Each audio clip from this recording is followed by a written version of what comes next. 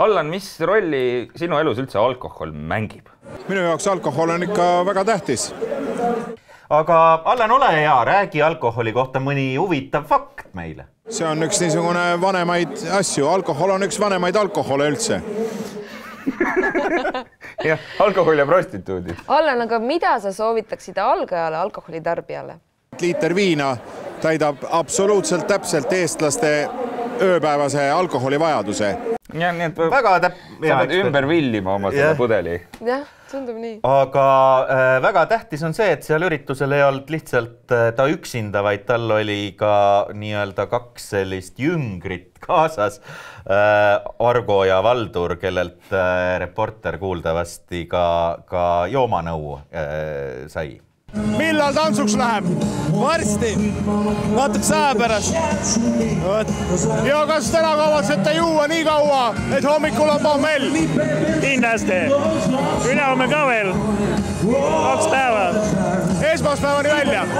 Loomulikult. Ja milline on õige pohmelli ravim? Edasi juua.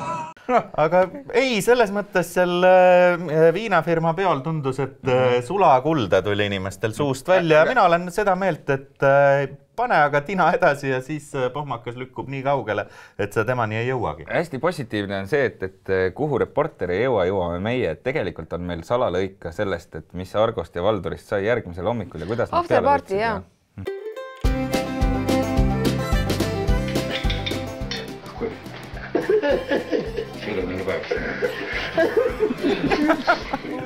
See aftekas on suhteliselt räme, peab ütlema. Mis räme? Minu arust see on jumala tore pidu. Teine päev on alati kõige parem. Nalja saab seal muidugi vahi. Oi. Niimoodi pead sülti saad süüa, aga midagi juua küll ei väga. Hea pidu.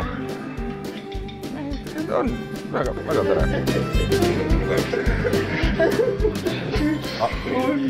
Hea pidu, Argo ja Valdur, hea pidu, pole midagi öelda. Kutsuge teisele päevale teine kord meidki.